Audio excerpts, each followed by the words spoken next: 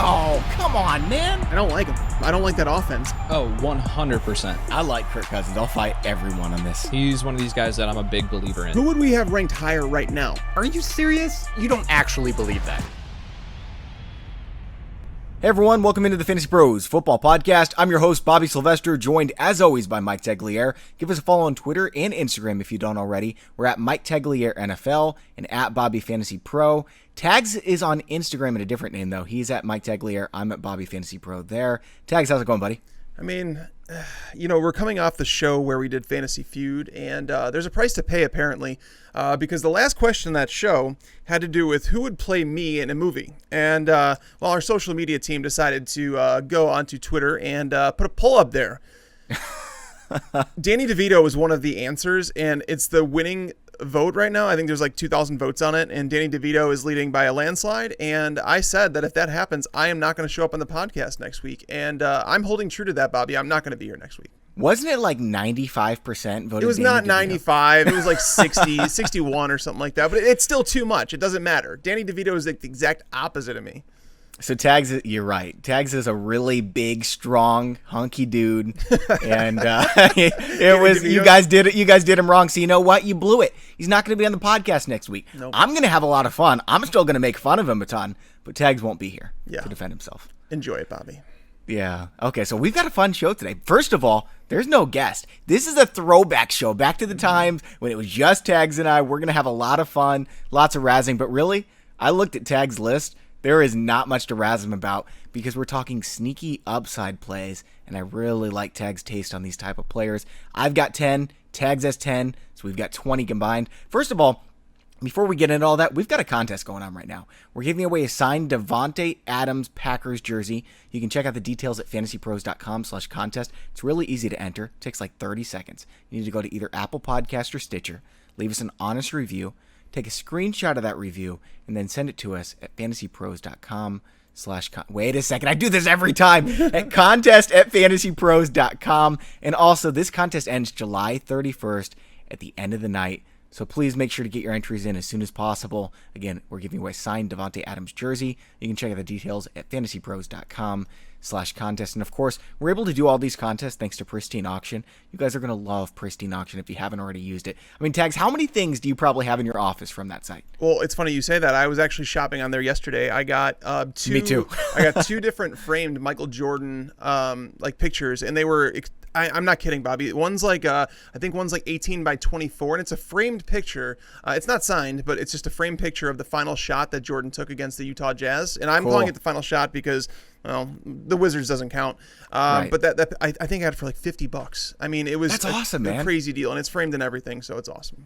Yeah, once you surf around the site, you're going to be able to find some great values. It's not just players like MJ and stuff. I mean, you can get really old stuff like Babe Ruth. You can get stuff from any kind of obscure player. Whoever your team is, you'll find stuff for your cave that you love, and everything's guaranteed authentic from only the most trusted sources. So go to pristineauction.com, sign up using the registration code FANTASYPROS, all one word. It's free to sign up. That's going to get you $5 off. Pristineauction.com is PRISTINE auction.com. And by the way, we're just going to get it all out of the way right now, okay? We have another podcast. It's called the Daily Juice Podcast. With baseball season now upon us and basketball soon to follow, I wanted to tell you about our betting focus podcast. Again, it's called the Daily Juice. Every day, all year round, Betting Pros host Matt Peralt. I just went on his radio show, by the way. This guy knows his stuff. He is awesome. If you want to be a perfect 3-0 with your picks, he was 3-0 with his picks on MLB opening day.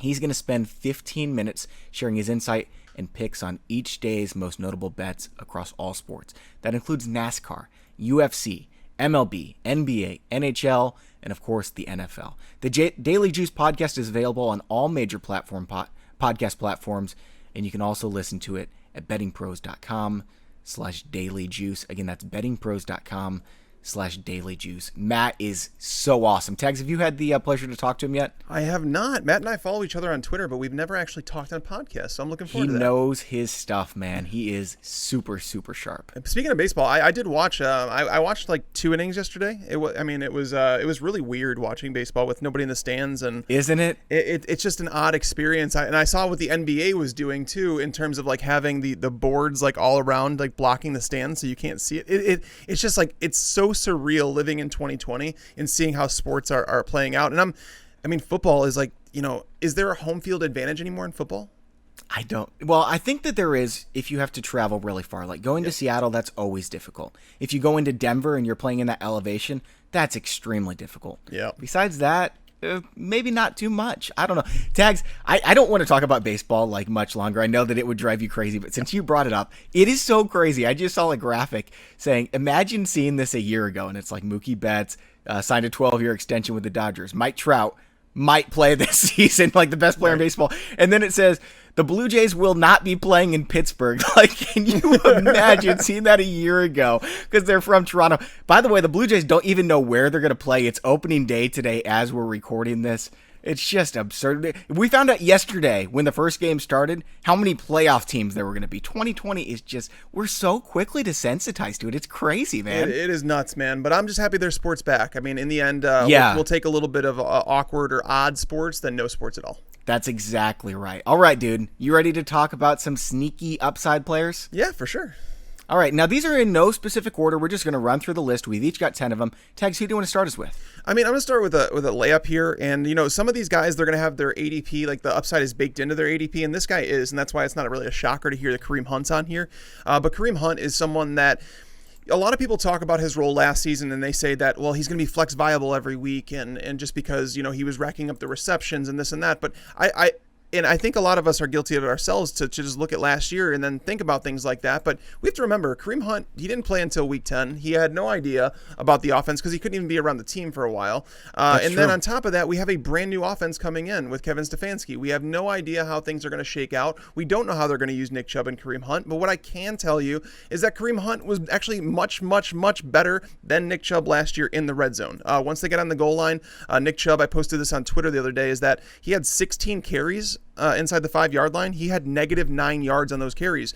Meanwhile, Kareem Hunt actually scored more than he was supposed to on his red zone touches. So Kareem Hunt is someone that obviously, he does have some value, but in terms of upside, if you're drafting for pure upside and you're like, I would take Kareem Hunt over Devin Singletary. Singletary is going to get more touches per game, most likely. But if you're drafting for pure upside, which is what this show is about, I'm going to take Kareem Hunt over someone like Devin Singletary.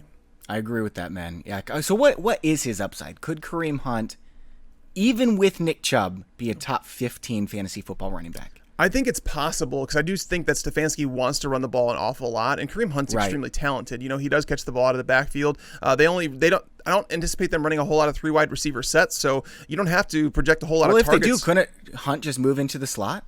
They might do that. I mean, it'll be interesting to see if they do because it's not something they did in Minnesota, and you have to wonder if was it Stefanski, was it Gary Kubiak? There's a lot of question marks about Stefanski as a play caller, but what we do know is that they built up that offensive line, Jedrick Wills, and then signing Jack Conklin in free agency. These are 2 players that we know can play right away. That are going to be like. They should be very solid up front, which is something they haven't been able to say for a while.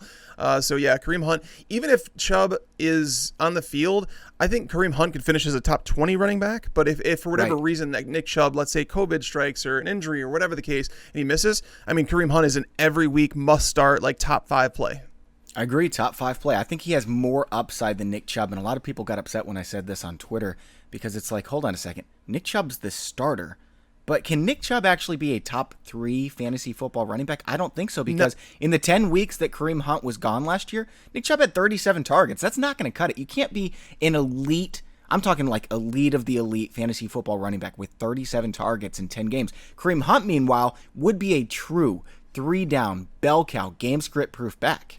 Well, I think Freddie Kitchens was dumb. That's one. That's true. And he didn't use Chubb the way he does. Because, if you go back to Chubb's the second year, the rookie year, he caught a lot of passes out of the backfield. He actually did really well, a lot better than some people anticipated.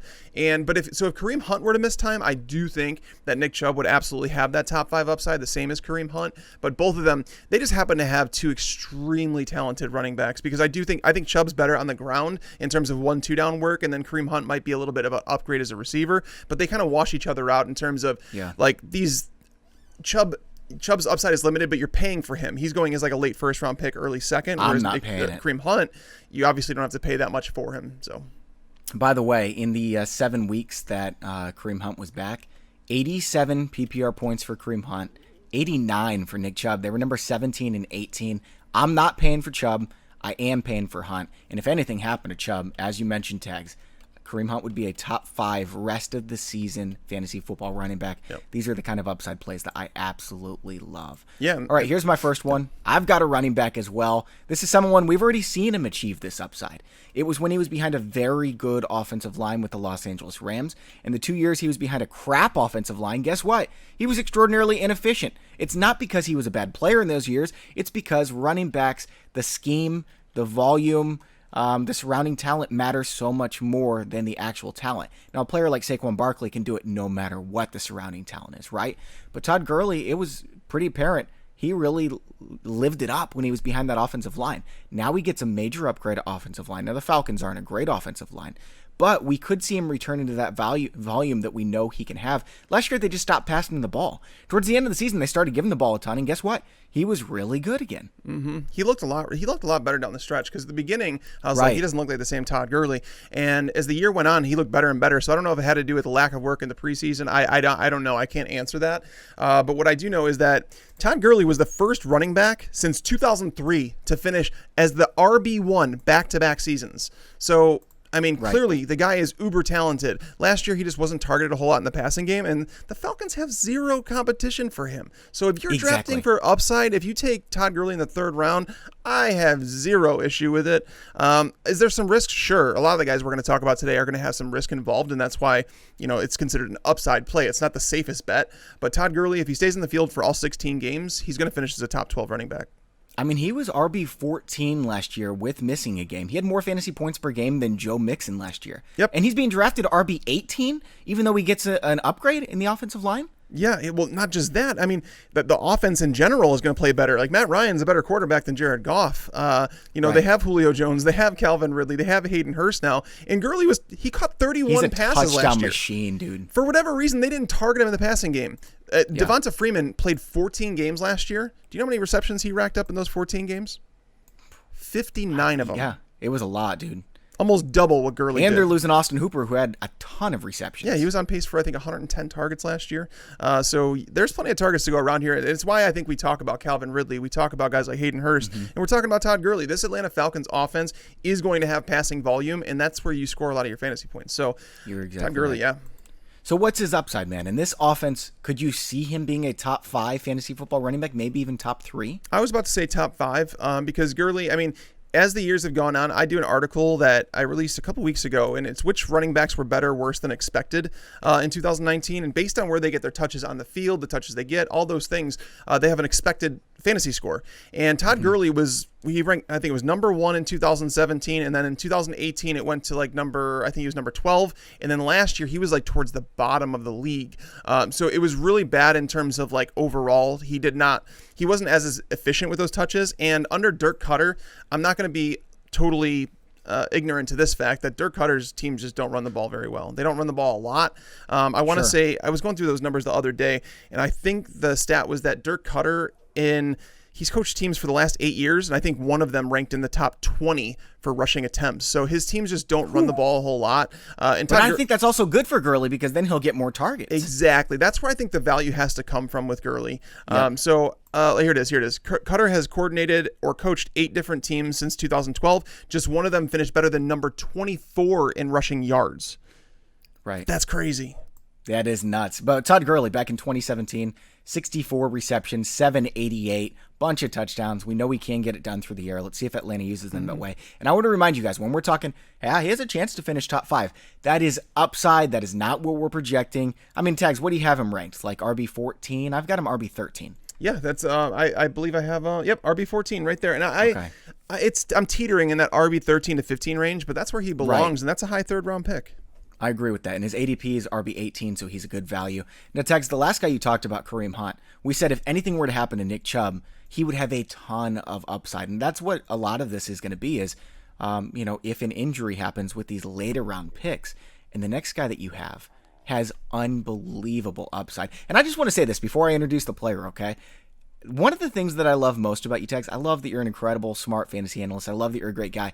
But I love that when you change your mind or you think you were wrong, you admit that you were wrong, and you changed your mind on Tony Pollard because last preseason you weren't super excited, but then you saw him play and you thought, okay, this is a heck of a football player. If Zeke was to go down, tags, just how good could Tony Pollard be? Well, the only way to get better is to learn from our mistakes, right? And Tony Pollard was someone that coming into the NFL, I was worried about the lack of workload that he had in college and saying, well, I don't want to automatically suggest this guy's going to be a top 3 running back if Zeke goes down or holds out or whatever the case may be. But Tony Pollard, he looked absolutely phenomenal last year in the NFL. Man. And yeah, the game changes so much when you get to the next level, the speed of the game. But Tony Pollard adjusted very well to it. There's a lot of things going in his favor this year where Ezekiel Elliott, his efficiency has come down a little bit as the years have gone on. You've seen his rushing yards come down year by year. He has a lot of miles on him. I mean, going back to college, Ezekiel Elliott, he's got a lot of miles on him. And that's why a lot of people felt like the contract that the Cowboys gave him was a little bit too much. But again, they play behind the best offensive line in football. They did lose a whole bunch of targets this offseason with Jason Witten leaving in his 83 targets, Randall Cobb in his 83 targets. Now, sure, CeeDee Lamb is going to come in and take some of those targets, but let's not pretend that he's going to get 120 targets. There's targets to go around in this offense, and Mike McCarthy coming in, he might have some influence on Kellen Moore. And if you go back to Green Bay, I mean, even Eddie Lacy, when he was in his heyday, they were giving Eddie Lacy enough work to finish as a top 5 running back, but they were also giving James Starks work throughout those years too. So, I mean, even going back years like Ryan Grant, guys like that, they were included in the offense. So I think it's natural to expect Pollard to have an increased role in this offense. But if something were to happen to Zeke, that's a league winner right there. And that's what you're searching for. I can't ever see starting Tony Pollard unless Zeke is hurt. I mean, maybe if you get one of these teams that is just absolutely horrible, like Week 12, they get Washington. Which I think is officially known as Washington Football Club right now. Yeah, Washington football team. That's what they want to be called until they pick a team name. It might just be all season. I don't know, but they're the Washington Football Club. Yeah. But they play him in Week 12. Like, I could use Tony Pollard in that game because, they're going to win by 2 or 3 touchdowns. He's going to get 12 carries. But besides that, this is all if Zeke gets hurt. And if he does tags, does Tony Pollard have more upside than any other backup running back? You could put Latavius Murray in that conversation, Kareem Hunt, maybe J.K. Dobbins, who we're going to talk about in a little bit. But I think Tony Pollard might be number 1. Yeah, I wouldn't put Dobbins in that conversation, honestly. But I would say I agree with you. There's a tier, and it's Latavius Murray, it's Kareem Hunt, it's Tony Pollard. So those guys. Not Madison. No, I wouldn't put Madison in there. I think there's other talented running backs in that roster, and I think that they would go to use guys like Mike Boone if they had to. I know that's your boy, baby. but no, I think they would mix it up a little bit. I don't think they would treat him like Dalvin Cook, where even some other guys that are backups, I don't think that they walk into a three down role. These are the guys that we know they do. They play for a good offense. They play behind a good offensive line. Tony Pollard is.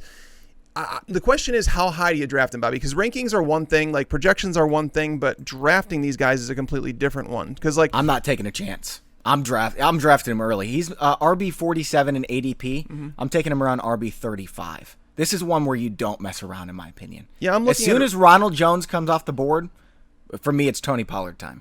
Yeah, I'm looking at, I think that RB 38, RB 40 range, because depending on what you're drafting for, right? Because a lot of times at RB 35, 36, you can get guys like Jordan Howard, who he's a starting running back in the NFL. Sure. If you need a third running back, still Jordan Howard's fine. Sure. Yeah. But I'd rather have Latavius Murray, though, because I think he has this upside, and I think he's pretty safe. I agree. That's why Latavius Murray, I would draft Latavius Murray over Tony Pollard because I think he's more than just a handcuff. I know that we're supposed to flip-flop here, but I'm going to bring up a third one. I'm just going to say Latavius Murray's on my list. That's fine, and I want to talk about him because I think people forget that in 2017, Mark Ingram and Alvin Kamara finished as top 6 running backs. Like, that is unheard of in fantasy, right?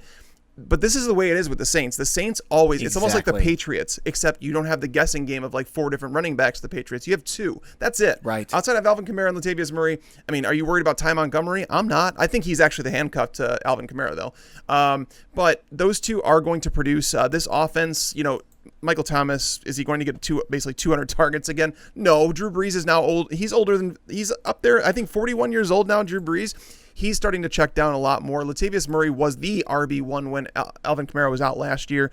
I just feel like this rushing attack has been like top 5 like every single year. And then all of a sudden last year they had some touchdown regression to the mean, kind of hit them pretty hard. And they finished in team scoring for running backs. I think that they were outside the top 10 or top 12. So if some of that comes back towards what it's been under Sean Payton, I think Latavius Murray could be a top 24 running back even with Alvin Kamara on the field. Agree, man. And that's something that's drafting rare to Latavius find. Murray everywhere, dude. And as you mentioned, he was the RB1 when Alvin Kamara was out. So, yeah, of course, there's a lot of upside here. It wasn't even close either. Like when he was the RB1 by like quite a bit, and he's being drafted as the 45th running back. But Bobby, come on, guys. So here's the thing. Let's talk about some names like real quick. Like Cam Akers, DeAndre Swift, Sony Michel, Marlon Mack. These are guys going in that RB 28 to 32 Why range. would you draft them? Darius Geis is in there. That's what I'm saying. In a season like this, don't you think having upside running backs on your bench means more than having the boring guys that are just going to be plugged into your lineup? Maybe I'm wrong about Jordan Howard. Maybe I shouldn't be taking him over guys like Tony Pollard, over guys like Latavius Murray, because what is he going to do? It just depends on your roster build, man. There's a reason you could take Jordan Howard there, but I mean, he's not going to help you win your league. He's going to maybe be a flex play sometimes. Some weeks he'll be an RB2. Tony Pollard, if you get 8 weeks out of Tony Pollard, dude's a league winner. Latavius Murray, same thing. Oh, yeah. Oh, and this offseason, Bobby, you and I talk all the time about how zero running back is not something we love. We don't go into strategies. But if there's 1 year that I can get on board and say that I think it could work, it's this year. Because if you wait till like the 5th round and you take like a David Montgomery, okay, he's your RB1. You know he's getting volume, whatever. He's boring. I don't care. All right. And then you go on and you take someone like a Kareem Hunt that you could plug in there and you just kind of hope things happen. But you talk like some of the guys we're talking about on this show, like the Pollards, the Latavius Murrays, guys like this, even J.K. Dobbins.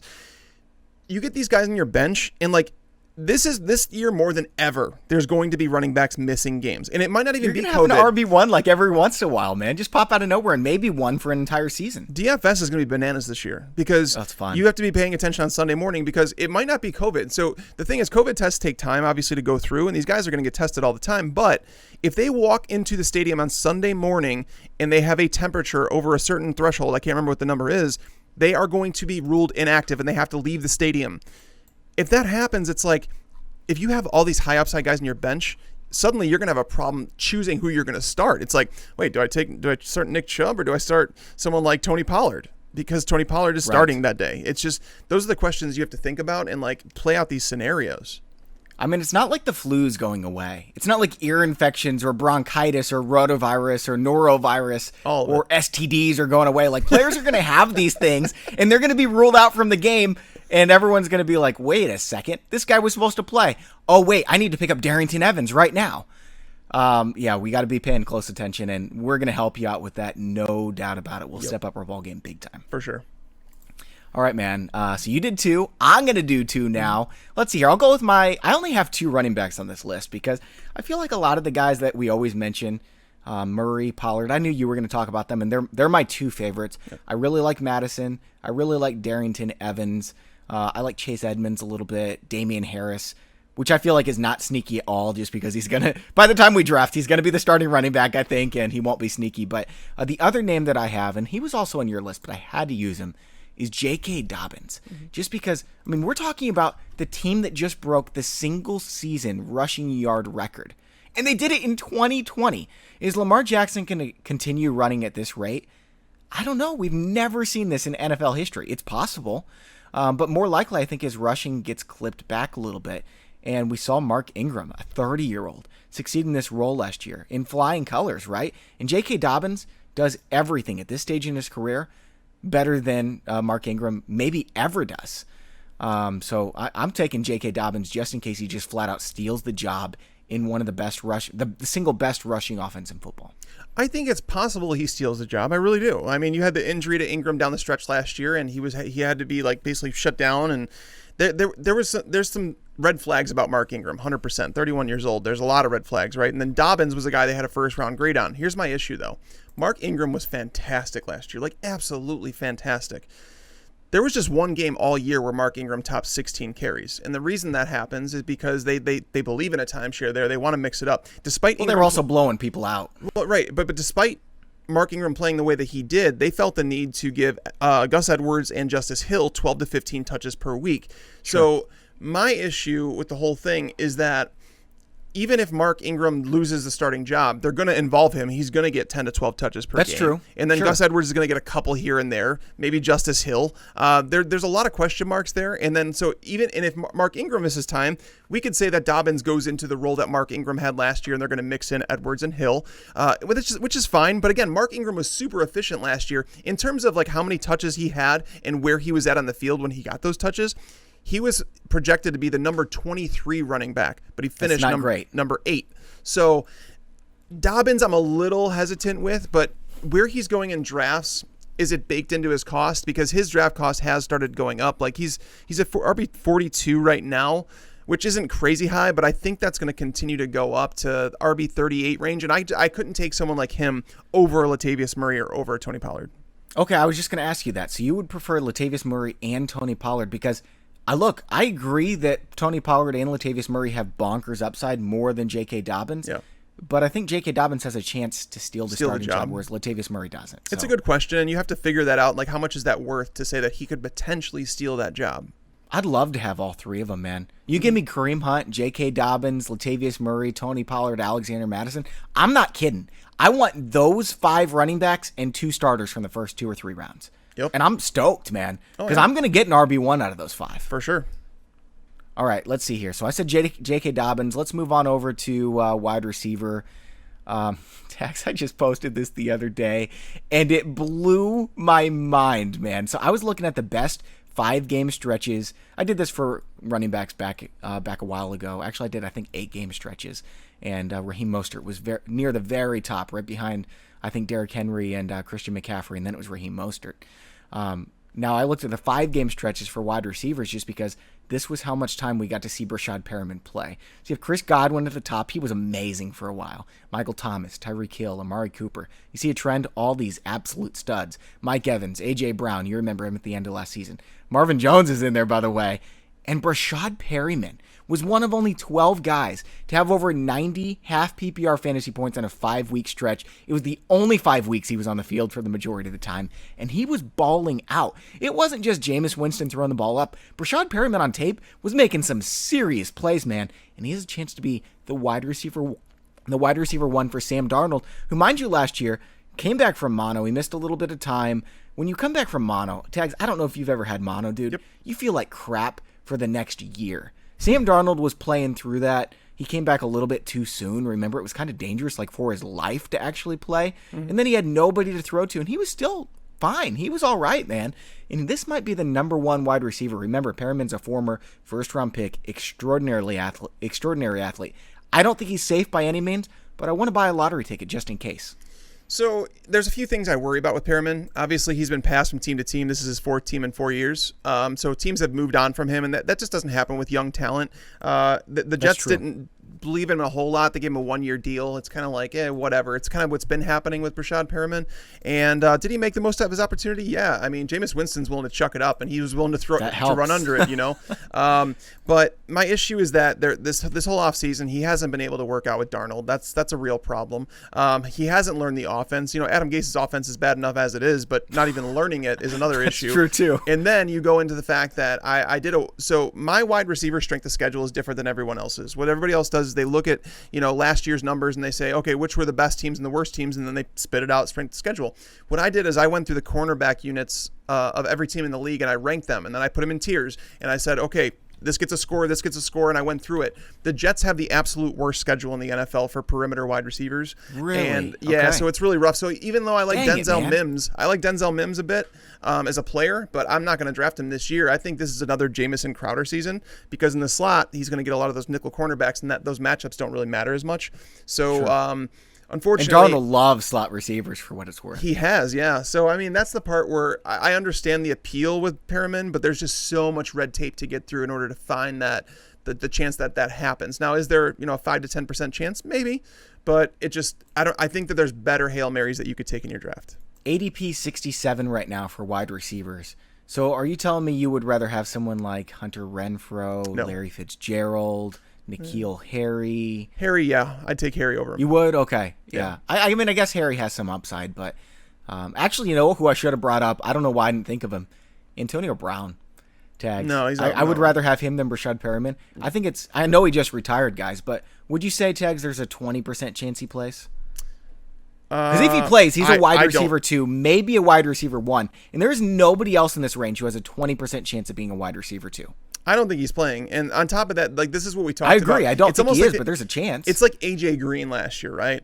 Where you draft a player like Antonio Brown or AJ Green, and basically they're on your roster and you're holding out hope that they're going to return, and it prevents you from making some moves that you actually need to make in fantasy football. And I did it. It was a lesson learned last year with AJ Green, and his situation was more likely that he was coming back. Doctors were saying that he was going to come back. Yeah, but he was a 6th-round pick. You can get Antonio Brown in the 14th round. Right. But again, you have to understand, are you going to be willing to cut him? Are you yes. Gonna, or are you going to look at his name? If he doesn't have a job by the preseason, I'm cutting Antonio Brown. But I'm drafting him in every league. Well, he's not going to have a job, and that's the thing. He's going to get suspended. We just don't know how long. Even if he did return and get a fraud, you're right. Yeah. So he gets suspended, and that's what I'm saying is that he's going to get suspended for a minimum of 4 games. That's a minimum.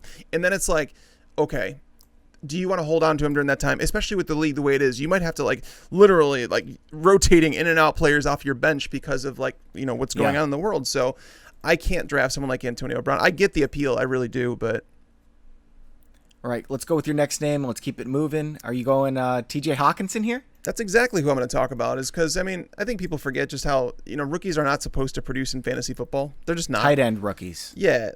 Never. They never have, except Gronk and Evan Ingram when who was Beckham and Brandon Marshall got hurt, and they had no one else to throw to. And Sterling Shepard got hurt. Yeah, I think it was Ty was their number 1 wide receiver for a while. But in terms of opportunity, so here's the top 12 tight ends last year from opportunity and tight ends. All right. It was Travis Kelce, Zach Ertz, Darren Waller, George Kittle, Austin Hooper, Mark Andrews, Tyler Higbee, Mike Gesicki, Dallas Goedert, Greg Olsen, Jason Witten, and Hunter Henry. All right. We all know those guys because all of them finished as top 13 tight ends.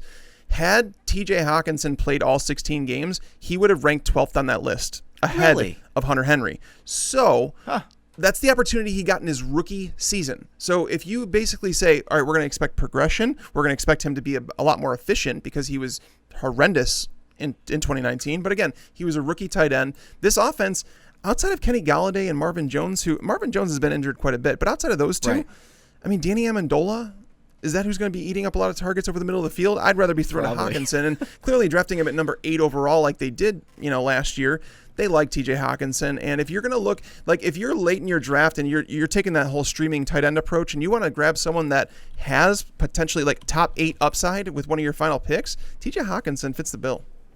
Yeah, I don't know, man. Here, I just keep having flashbacks of Eric Ebron, who was drafted in the top 10 as well. And then year 1, he did nothing. Year 2, he did nothing. Year 3, year 4, he did nothing. He finally broke out in year 5. And this is how it tends to go with these tight ends. But Hockenson, man, you remember week 1 last year?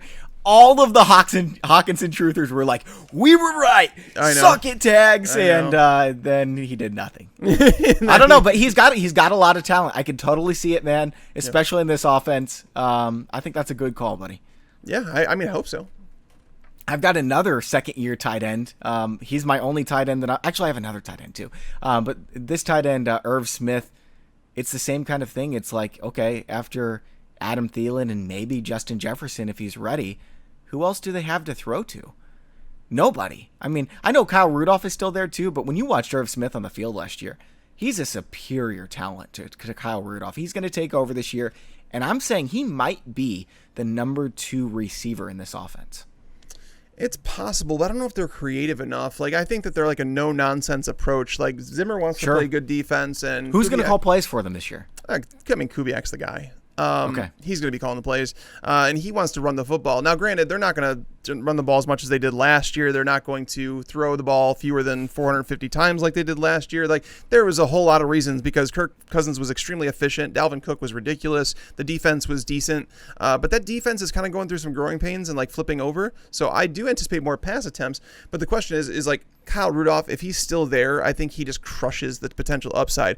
If Rudolph wasn't there, I'd say Irv Smith, I'm in. I think the talent's there. Obviously, last year he proved that he could play in the NFL.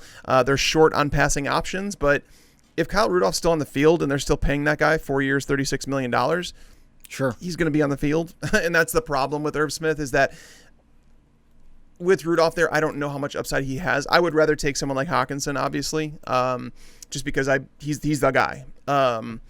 So that's my issue That's there fair. with him. But if there's an injury to like, or Kyle Rudolph misses time, or if he's scratched, Irv Smith would be a guy that you'd be looking to stream for sure. I really love him for best ball leagues because you're going to have to draft 2, maybe 3 tight ends. Right now, ECR 24. You're not drafting him in a redraft 1 tight end non-premium league. I just think he's waiver wire speed dial type of guy. Yeah. Like if you see him getting 75, 80% of the targets in week 1, you better pick up Irv Smith. That's all I'm saying. Yeah, for sure. My other tight end, I'm just going to keep going here, Ted, so we can get rid of the tight ends, and then we'll move along to, I think you've got a couple more running backs left. I'm going to go with Eric Ebron, ECR 20. I mean, let's not forget just how incredible he was in 2018. I believe he was the number 3 fantasy football tight end. In the last year, he was playing hurt. He's with Big Ben coming back this year, threw 675 passes the last time that we saw him. Antonio Brown's gone. I guess that he was gone last year too, but Juju Smith-Schuster's there. Besides that, we've got some question marks about James Washington, Deontay Johnson. I know a lot of people are excited about one or the other, but there's a chance Eric Ebron ends up with close to the 90 targets that he averaged from 2016 to 2018. And remember, this is a 27-year-old tight end, which is when tight ends, their prime hits. It's not like a running back where it's 23, 24. He's a 27-year-old tight end who was formerly drafted in the top 10. So here's my issue with Ebron. And I've thought a lot about this. And I actually predicted Ebron to the Steelers in free agency because I thought it made sense from a salary standpoint. He was going to come cheap, and he did come cheap. But they run a lot of 3 wide receiver sets, okay? Like tons. That's why you're going to have Juju Smith-Schuster back in the slot this year because they run 3 wide receiver sets. You're going to have Deontay Johnson and then James Washington or Chase Claypool, and then you're going to have Juju in the slot. All right, so that means you're going to have a 1 running back, 1 tight end. And Eric Ebron cannot block to save his life. He really can't. Like that's a known fact. Heath Miller, going back to Heath Miller with the Steelers, they needed him to block. Vance McDonald, is he a good blocker? Not necessarily a good blocker, but he's better than Eric Ebron. They kept him on the roster. They actually gave him a 1-year extension to keep him on the roster. So I was like, okay, Vance McDonald is going to play. He's going to be more of a blocker. So it's almost like they need to go with a 0 running back set in order to get Eric Ebron on the field or trust him as a blocker. Or because when he comes on the field, opponents know he's not staying in the block. That's just not what Eric Ebron's going to do. So I think they're going to need to get creative in ways to use him. And if he's not a full-time player, I don't think I really want to draft him. Believe me, when it first happened, I thought about the appeal, and then I started breaking it down and saying, wait, when's this guy going to get on the field? And it might be more of a depth thing for them, just because the Steelers are a team that they saw last year. When you lose some of those important positions, how important that depth is, especially if you want to be a Super Bowl contender. And this team basically has, a 2-year window to win a Super Bowl? I mean, Roethlisberger's close to the end, and if he comes back strong, they need depth on their roster. And Eric Ebron, he's better than Vance McDonald, but at the same time, his inability to block is what scares me off of him. I don't think they have any chance to win the Super Bowl, man. I mean, this defense is incredidible, but Yeah. Do you remember Big Ben 2 years ago? He was awful, man. Did he lead the league in passing yards?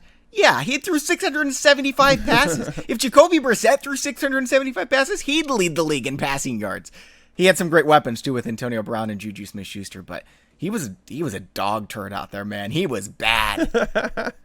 Sorry, Steelers fans. I mean, I love your defense. It's the best in all of football. But I think Steelers With the fans offense, I'm worried about it. they're rooting for Roethlisberger to return to the player he was because that at least gives him a chance. Sure. I don't know, man. Maybe it happens. Maybe I'm wrong. I'll give you guys a little sliver of hope. And not that you guys care what I say. You probably hate me right now. You're unfollowing me on Twitter, but I'm not seeing it. All right, Tags. Who's your next one? Do you have a couple more running backs you want to list? And then we'll finish with wide I'm going to receiver go with my and tight end real quick. I'm going to throw another tight end on there. And it's Hayden Oh, okay. Hurst. We've talked about him quite a bit on this podcast. And if you guys don't know, Hayden Hurst is now a member of the Atlanta Falcons. Austin Hooper's gone. And they never replaced Mohamed Sanu in the offense, who was getting 96 to 98 targets on the team. Russell Gage is not a guy that's going to see a whole lot of targets. We had Austin Hooper, who basically saw 100 targets last year while missing 3 games. It's a big role in this Dirk Cutter offense. And if we're anticipating Matt Ryan to throw the ball 620 plus times, these targets have to go somewhere. And them trading a 2nd-round pick for Hayden Hurst tells me all I need to know how they feel about him in terms of like skill level. They have no one else on the roster that's even close to his skill level. Don't think that Hayden Hurst is bad just because he played behind Mark Andrews, who happens to be like one of the most ridiculous tight ends in the league. A guy at 24 years old finishes the number 4 fantasy tight end. It's kind of ridiculous. So he was really good at football, Hayden Hurst. It's just he was playing behind one of the best in football. It's like saying that, Aaron Hernandez wasn't good at football because he was playing behind Gronk. Like if they have their own opportunity, they're gonna score fantasy points. And Hayden Hurst, he's going right now as the 14th tight end off the board. That's stupid. Like I don't say this very often, but that is the dumbest thing I've ever heard, because you have guys like Austin Hooper, guys like Noah Fant going in front of him, like Mike Gesicki. Like, what is the upside of those guys? Like, really, Noah Fant is a guy who saw 66 targets last year, playing all 16 games. Now he has a ton of talent surrounding him with Jerry Jeudy, KJ Hamler, Melvin Gordon. Mike Gesicki, a guy who's been extremely inefficient throughout his career. Yes, he has a new head coach, but it's still a bad football team that's not going to score a whole lot of touchdowns. Austin Hooper might be lucky to see 60 targets. So, like, this is one of those things where it's not even bold for me to say that Hayden Hurst is going to finish ahead of all those guys. He's going to crush those guys. Yeah, Mike Gesicki has been unbelievably inefficient. Preston Williams is coming back as well. I don't think they're going to throw the ball near as much as they did last season. I don't understand drafting him. Austin Hooper I can maybe get. He was really dang good last year, but Hayden Hurst, this is super interesting, Tex. I love looking at this, okay? You've got ADP, the average draft position. You've got ECR, the expert consensus rank. And typically when you see players that are much higher in the expert consensus rank than the general public's ADP, that's really telling, right? That maybe the public is missing out on something. There is no bigger gap, not even close, than Hayden Hurst, ADP tight end 14, ECR tight end 9 tags. Everyone agrees this is a good pick. Yep, I have him at tight end 7, so getting him in like the 9th round is like the best. It's awesome. Yep. All right, so you went with your tight ends. I'll move us on over to quarterback here. Do you have any quarterbacks? I don't on my list. Okay, so you got no quarterbacks. You've got a couple more running backs. So I'll go quarterbacks. I'll go both of them out of the way. You finish with your running backs, and then we'll end the show with wide receivers. How's that sound? Ooh, sounds good. All right, number 1 is, you remember how running backs are a fantasy football cheat code? Well, you know what else is a fantasy football cheat code? Hey, guys, you remember how Jameis Winston finished the number 2 fantasy football quarterback last season? It's because he threw the ball so dang much, man.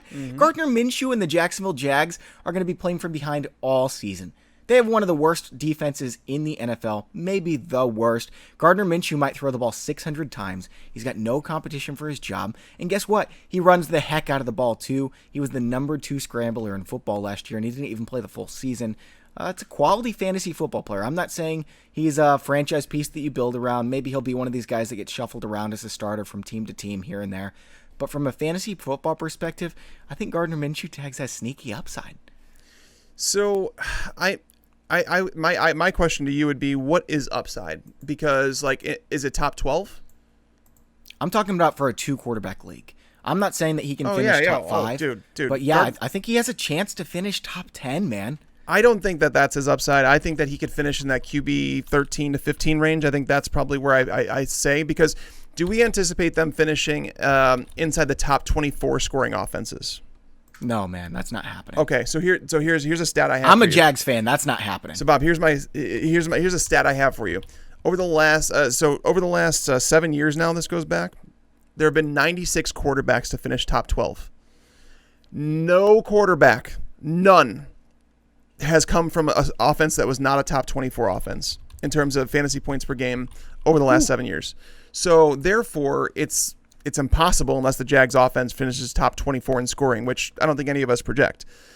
So therefore, but I do want to say that I do believe that Gardner Minshew is a fantastic quarterback to have in 2 quarterback leagues. He has 0% chance of losing his job. As you've mentioned, he's got some mobility. He has rushing upside. So that rushing upside is what could potentially carry him, maybe borderline top 12. Right. Because he didn't score any rushing touchdowns last year. He rushed for like 300-400 yards, and he didn't have a single touchdown. If he had 2 rushing touchdowns, he would have outscored per game Carson Wentz, Aaron Rodgers, Tom Brady. It's crazy. Gardner Minshew was dang good last year. He really was. He was and reliable too, consistent. So Bobby, you said this take a long time ago, and people were mad at you about it. But I do want to say this. In terms of the situation they were put into and what they did last year, Gardner Minshew should have been Rookie of the Year over Kyler Murray. If you want to literally compare quarterbacks only, I think it should have been Josh Jacobs personally. Interesting. For what he did. But yeah, I'm not saying that he's better than Kyler Murray. What I'm saying is that if you take everything in a vacuum and say what were the expectations and what were you thrown into, the Jags are terrible. Okay, but Gardner Minshew made them a competitive team last year, and his numbers back that up, that he was, in fact, statistically better than Kyler Murray. It's crazy, dude. You're right. It's crazy. He's a lot of fun. I hope he does well in fantasy football. And here's my other one, Tags. And this is going to make people upset because they're going to be like, hold on a second, you idiot. There's no possible way. But did you know that in the games Ryan Fitzpatrick started, he was the number 3 fantasy football quarterback those weeks. From the time he took over, he was number 2 in passing yards behind Jameis Winston. If you throw the ball a lot and you're a DGAF quarterback, it doesn't matter how good you are. It doesn't matter how many interceptions you throw. You're going to pile up the yards. You're going to pile up the touchdowns. And keep in mind, he had DeVante Parker last year and nobody else. Yeah. If he can hold off Tua, who, mind you, is coming off a major injury, and he's just not anywhere near as polished as Joe Burrow. If Ryan Fitzpatrick plays the full season, Tags, is he the favorite to lead the NFL in passing yards? No, I wouldn't go that far. I think the defense in Miami got a lot better this offseason. Like they, if Xavier Howard does not get suspended, which I really see no way that he doesn't, but it's weird. This has got buried so much. Like I've talked to people that work. I don't know what you're talking about, man. Exactly. There's people that work in the industry that said, "What happened?" All I want you to do is type in Xavier Howard into Google and arrested, and it's not good. It's not pretty. It's a domestic thing that there's no questions whether or not he did something. He absolutely did. So I'm waiting for that to come down. It's just this offseason has been so weird. Everything is kind of getting buried. But Xavier Howard is probably facing a suspension. But if he's not suspended for whatever reason, Xavier Howard, Byron Jones, and Noah Igbenogany, like the first round pick that they took this year, suddenly their cornerback unit is really good. Sure. They basically brought in the Patriots to their defense. They did that. They drafted Raekwon Davis, who was one of my favorites. So there's like a lot of improvement on the defensive side of the ball, and that team got better as the year went on. So again, this is another one of those things where it's like I'm not going to sit here and say that the Dolphins are going to be a high-scoring team. Sure. So, but Bobby, in 2 quarterback leagues, do you think it's a strategy to do things like this, to say, I'm going to grab Ryan Fitzpatrick and Tua? Or I'm going to take Nick Foles and Mitch Trubisky, because you're going to get a QB2 every single week. In 2 quarterback leagues, absolutely. Yeah. I think that makes a lot of sense, man. Yeah, that's where I'm at. I'm starting to think about stuff like that, like Tyrod Taylor and Justin Herbert. For the cost, it's almost like all I want is a starter for that second quarterback spot. That's all I really care about. Exactly. Yep, I agree with that. Let's move on to your other running backs, and then we'll close out the show with wide receivers, buddy. I've got 4 of them. Nice. All right. Yeah, I got 3 receivers. My 2 running backs I'm going to mention right now, we've talked about them a lot. Clyde Edwards-Helaire and Ronald Jones. These guys, if you're drafting for pure upside, these are your dudes. Clyde Edwards-Helaire legitimately has top 5 running back upside. Legit. Like, it's real. Now, does it happen right away? I don't know. It's tough to say, but if you're drafting for upside, he's there. And then Ronald Jones, it was announced yesterday that he's expected to have the starting running back job. It kind of pisses me off because Ronald Jones has been like a guy that people were sleeping on, and I didn't really understand the love affair with Keyshawn Vaughn. I just didn't get it. But either way, Ronald Jones is now expected to be the starter. But if he retains that starting job, there is some risk involved with Ronald Jones for sure. I'm not going to say there's not, but in terms of like where he's being drafted is like the RB38 or something like that. I mean, the dude has legitimate top 12 upside because he's playing in a Tom Brady-led offense that's going to score a ton of points. All right, I agree with that one, man. I agree with both of them. Definitely 100%. We've talked about Ronald Jones a ton. You want to go wide receiver now? I do, and I'm going to bring up the first one. I'm like mad about it, and I don't know why I'm mad about it. I get mad about stupid things sometimes. But Tyler Boyd, why is he going outside? He's like basically a back-end wide receiver 3 in where he's being drafted right now. He fell outside the top 30, and I was like, what is happening? And he's at 33 what's his right upside? now. He's at 33 right now. What's his upside? I mean, the dude has finished as a top 24 wide receiver each of the last 2 years, and he's going to the best quarterback of his career. You're drafting him a little bit above his ceiling. I'm sorry, a little bit behind his ceiling. No, but that's not a ceiling. He's not going to finish top 20, man. I disagree with you. I think that that's very possibly finishes top 20, and I think it's possibly finishes. Hold on. So, AJ Green is someone that so many people have given me so much crap for, right? Everybody's like, why do you keep going with AJ Green? Well, because he's really freaking good at football. But his ADP suggests that people are worried about him because he's going as like the wide receiver 28. So you're really worried about... You can't be both. You can't be both. You can't fade AJ Green and Tyler Boyd. One of these guys is going to have a good That's season. My point, Bobby, is that so many people are ignoring the fact that Tyler Boyd is really freaking good. And by the way, he's the one who has experience in this offense, right? He practiced last year, like he was in the offense. The first year in that offense, he saw 147 targets. 147 targets. So if you believe in AJ Green, cool. And if you're saying that Tyler Boyd, if AJ Green plays all 16 games, Tyler Boyd belongs in the wide receiver 3 conversation. That's fine. I understand why he'd go right around wide receiver 30. That's where I'd say. But if AJ Green misses any time at all, Tyler Boyd is Justin Jefferson to Joe Burrow. Kind of. I mean, here's the thing, Tags.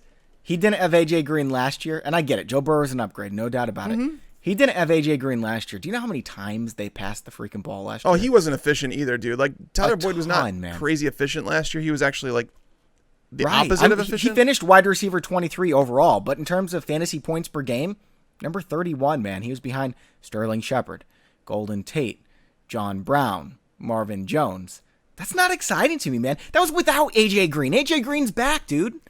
Well, right, and that's what I'm saying.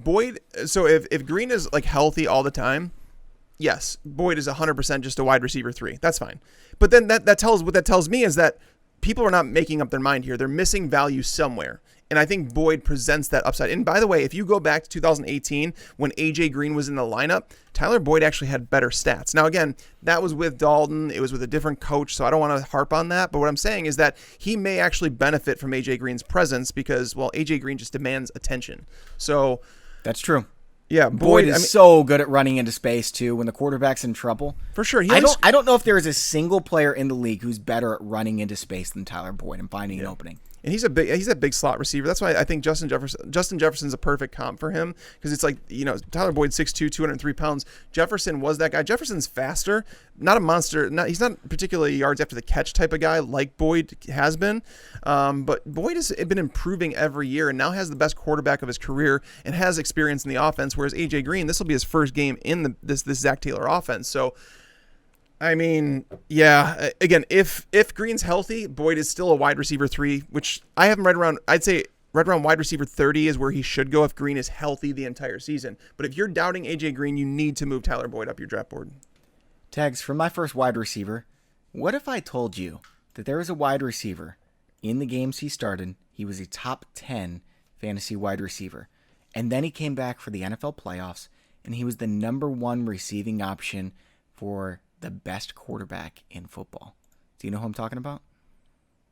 The best quarterback in football? Who's the best quarterback in football? My second best quarterback in football. It's Patrick Mahomes. Everyone knew I was talking about Patrick Mahomes. I like Russell Wilson a little bit better, but they're neck and neck, right?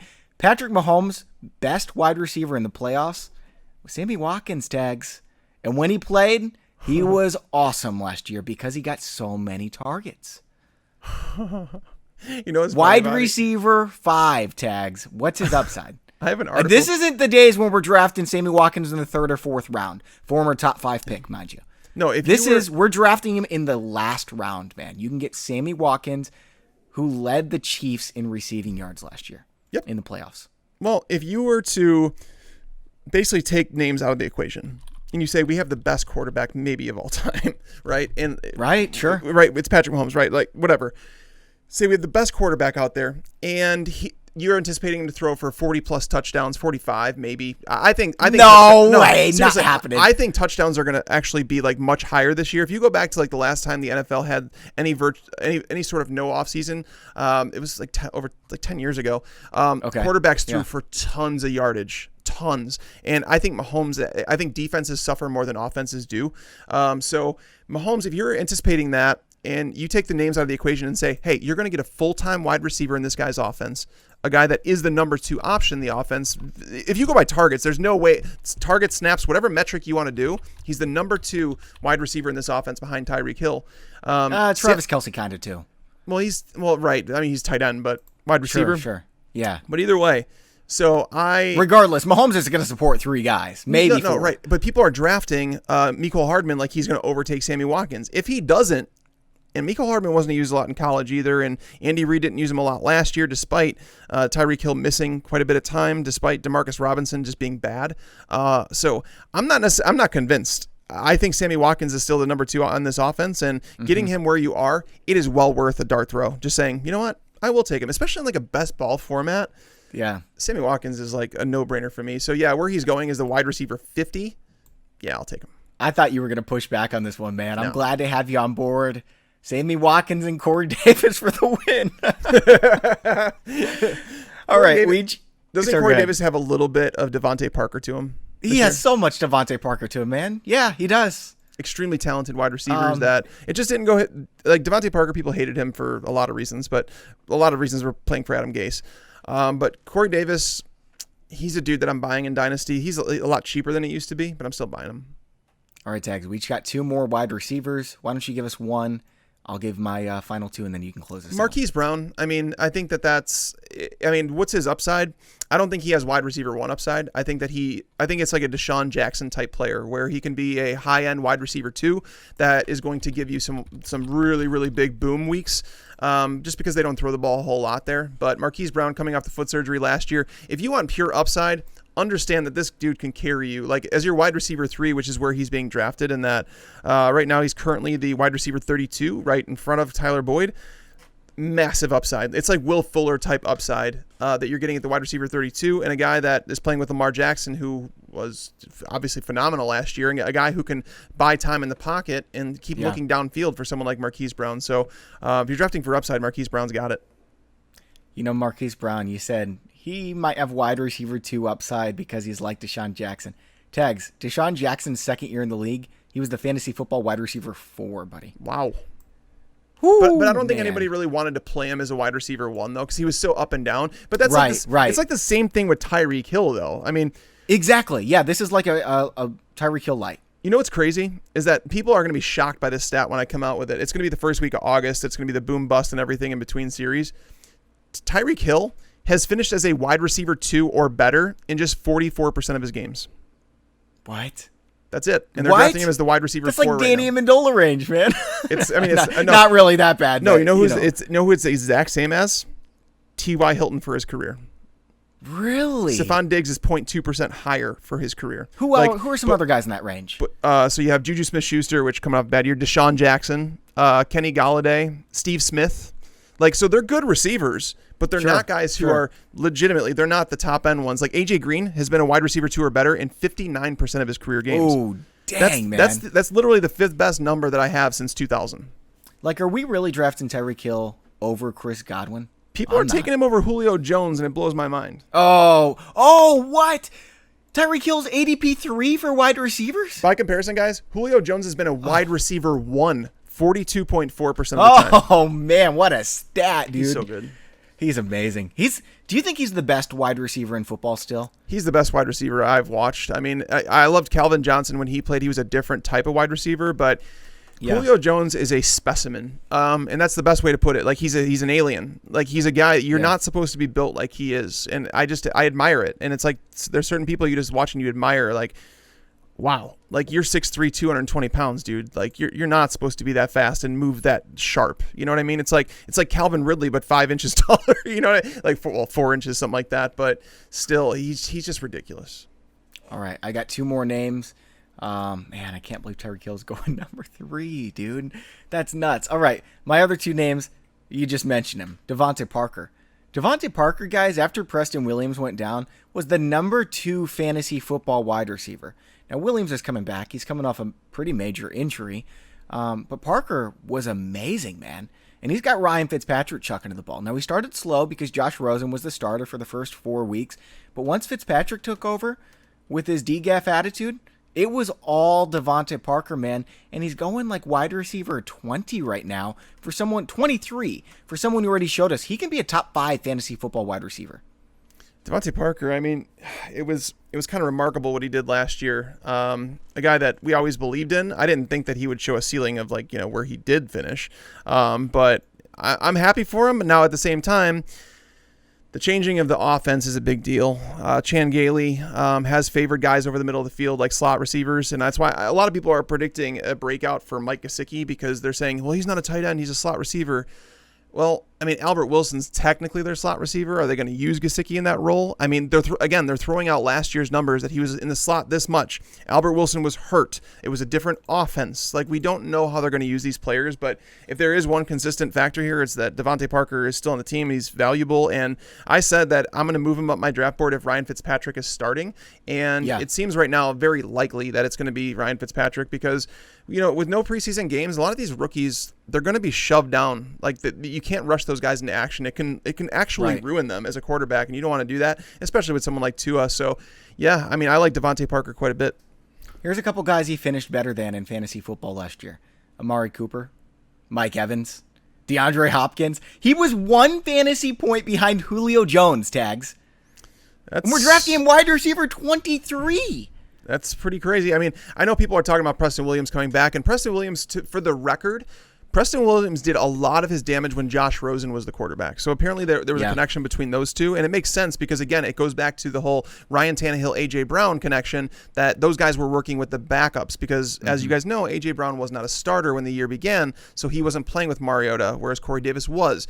Things can flip-flop a little bit. I temper expectations on Parker because it is still a very bad football team in Miami. I don't want to say very bad. It's still a below average team in Miami. So that's why I'm tempering expectations a little bit. But getting him as like a back end wide receiver 2, I'm good with that. Yeah. So what I'm saying is, I'm tempering expectations too, but enough to drop him from wide receiver 6 to wide receiver 23? Couldn't be me. Let me see I want to see exactly where I have him. Because again, I said I would move him up and I haven't moved him up yet because I don't know. I am at wide receiver 24. I mean, because the guys that I'm taking ahead of him are guys like DK Metcalf, DJ Chark, AJ Green. Those are the guys I'm taking over him. And he's in that tier. You know what I mean? Okay. Yeah, I think he's ahead of Metcalf, but I understand the fascination with Metcalf for sure. I got one more player. It's Michael Gallup. And I know a lot of people are like, hold on a second. They got Amari Cooper. They just drafted CeeDee Lamb. Michael Gallup has upside. Guys, this was the best offense in football last year in terms of yards per play. Better than the Chiefs, better than the Ravens. I'm throwing this one in there because a lot of people don't realize this. Since Ryan Tannehill took over, the Titans led the league in points per game. Better than the Titans in terms of yards per play run. And then they added CeeDee Lamb. Somebody in this offense is going to explode. Dak Prescott is going to go nuts. And guess what? Amari Cooper last year, 10.5 fantasy points per game. Michael Gallup last year, 10.5 fantasy points per game in his second year. He's a third-year wide receiver. Is it possible that he's the number 1 wide receiver for the Dallas Cowboys? He is so dang good, man. Amari Cooper's amazing. And Michael Gallup was right there with him last year. Well, this is like a cause and effect thing where Amari Cooper is a great football player. Michael Gallup is a really good football player. Michael Gallup benefits from Amari Cooper. If Amari Cooper was not on the team, Michael Gallup wouldn't be as efficient as he is. And this is coming. It's so weird that I've become someone who's known as like a Michael Gallup hater because I loved Gallup. And if you go back, like fortunately the internet allows you to do these things. You can search scouting report on Michael Gallup. I loved Gallup coming out of school, and I felt like he was kind of put into a bad spot because of his quarterback play that he had. And so to see him bloom, it made me so happy. Like I like the player, and obviously I was worried about CeeDee Lamb coming in, but after I sat down and did projections, it's not as bad as people think. So I actually project Gallup in between 100, 110 targets, so he can get there as a wide receiver 3. And if he keeps up that high yards per reception and gets a couple more touchdowns, he absolutely has upside here. And if CeeDee Lamb doesn't turn into the player that the Cowboys were hoping, and it's possible that there's a learning curve for him coming from like a school that the cornerbacks that CeeDee Lamb played sucked. They were terrible. So CeeDee Lamb might have a bit more growing pains than someone like Jerry Jeudy coming from Alabama. Sure. So if that happens, Michael Gallup has already proven that he can get it done. So Lamb is more of Randall Cobb's replacement than anything to me. So Gallup, yeah, I dig it. Are you drafting Tyler Boyd over Michael Gallup, Tags? Probably. All right. We might need a bet on this one too, because I'm all in on Gallup this year. I like Michael Gallup, but I'll take Boyd over him. Yeah. Thinking about it for a moment, yeah, I'll take Boyd. All right. Well, Tags, you got one more name. Finish off the show. Who do you have for us, buddy? All right. Well, we mentioned him already, and it's DK Metcalf. If you want to draft upside, like you're gonna have to pay for it because all of a sudden, I mean, he's moving up. He's number 22 wide receiver. I have him as my number 21 wide receiver, so I understand why I'm pretty close to that. But if you are drafting for upside, he's got it. if they do not sign Josh Gordon, who they've apparently been looking into, if they sign Gordon, I'm going to lower expectations. But DK Metcalf, guy who came into the league, had very low expectations early in his career because he ran a limited route tree. He was played in a run-first offense. He had a knee scope in preseason. He literally played one preseason game, got hurt, had to have a knee scope. They didn't know if he'd be ready for week 1.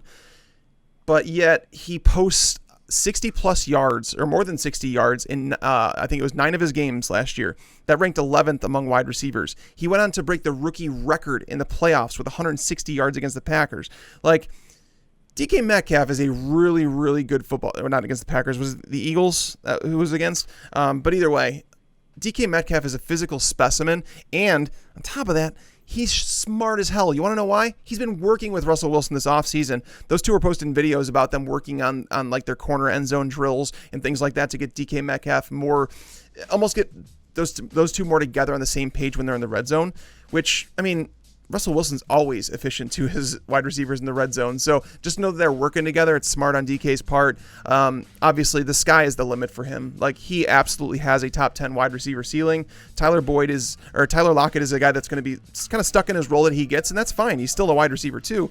But DK Metcalf, he has legitimate top 10 upside. Tags, I've got a question, man.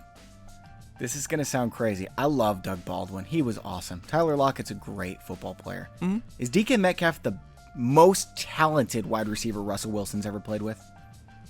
I mean, Baldwin was super talented, but he wasn't as big, right? Like, it's the combination of the speed, strength, hands like that. I mean, you've said it before. This could be this generation's Dez Bryant. Yeah, I mean, Dez was really good. I think people underestimate what Dez was. I think DK has a higher ceiling than Dez ever did because DK is faster, he's bigger, he's stronger. Dez Bryant was the number 1 overall pick in dynasty leagues. Yeah. What, 3-4 years ago? Yeah, it was like after he had a 16 touchdown season. It's crazy season? to think, that he was, but yeah, he definitely was. But yeah, DK's ceiling is actually higher, and to know that he's playing with Russell Wilson, I mean, phew. But yeah, if you're drafting for upside and you get DK as your wide receiver, like even wide receiver 2, I'm not mad about it. But if you get him as your wide receiver 3, absolutely in a spot to like win like fantasy titles. I like the upside call, man. This was a fun show. Guys, don't forget to sign up for our contest. We're giving away a signed Davante Adams Packers jersey. Details are at fantasypros.com/contest. All you need to do, leave an honest review on Apple Podcast or Stitcher and send a screenshot of that review to contest@fantasypros.com. Don't forget, we're stopping entries July 31st at midnight, so make sure to get your entries in as soon as possible. Also, thanks to the sponsor of today's show, PristineAuction.com. You guys are going to love Pristine Auction. There's great values to be found. Everything's guaranteed authentic from only the most trusted sources. PristineAuction.com, PRISTINE auction.com. And don't forget to check out our new podcast on Betting Pros. It's The Daily Juice with Matt Perrault. You guys are going to love Matt Perrault. He knows his stuff. He's going to help you win some money in NASCAR, UFC, MLB, NBA, NHL, and of course, the NFL. The Daily Juice podcast is available on all major platforms, podcast platforms. You can also listen to it at bettingpros.com/dailyjuice. For Mike Tagliere, I'm Bobby Sylvester. Thanks for listening and enjoy your football. Thanks for tuning in to the Fantasy Pros YouTube channel. Don't forget to check out our featured videos. And while you're at it, give us a follow on Twitter, Instagram, and Facebook so that you can get the latest news and updates that'll give you the edge in your fantasy league.